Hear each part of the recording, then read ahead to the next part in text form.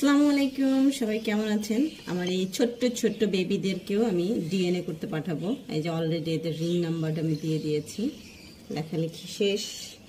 এখন মোটামুটি এদের স্যাম্পলগুলো, ওদের ফেদারগুলো উঠাই এটার ভিতর দিয়ে দিব।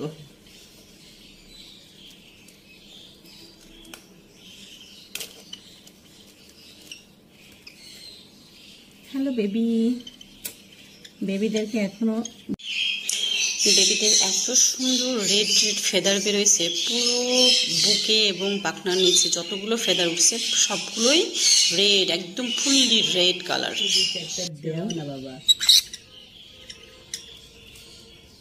শোনো শোনো বাবা, শোনো, একটু কষ্ট হবে না বাবা, একটু ব্যথা বাবা, রাগ করবো না। হ্যাঁ, আমার উপরে রাগ করবো না। আমার সোনা বেবি, আমার সোনা বেবি, মনা বেবি। এখানে সব হাত ছাড়ো, ছাড়ো ছাড়ো, সব। তুমি তো সোনা বেবি, তুমি আমার জানে পাখি, তুমি আমার মনটা পাখি, তুমি আমার সনটা পাখি।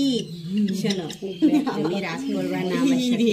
শোনো, আমি অল্প একটু তোমার পছন্দ দেবো, জাস্ট অল্প একটু নেবো বাবা, অল্প একটু দেও। ডিএনএ করে নিয়ে আসি, ইনশাআল্লাহ হয়ে যাবে খুব ভালোভাবে।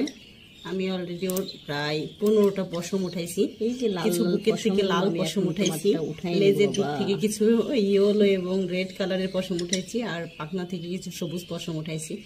ইনশাল্লাহ ডিএনএ করা হয়ে যাবে। তবে এত ছোট বেবির ডিএনএ আসলে কখনো করা হয় নাই, এই ফার্স্ট। এটা গেল 87 কাজটা সাধন করতেছি। ছোট ছোট বেবির বুকের পশমগুলো উঠানোটা ঠিক না, তারপরেও আমি আসো তো বাবা, দেখি তুমি কিছু পশম দাও আমাকে।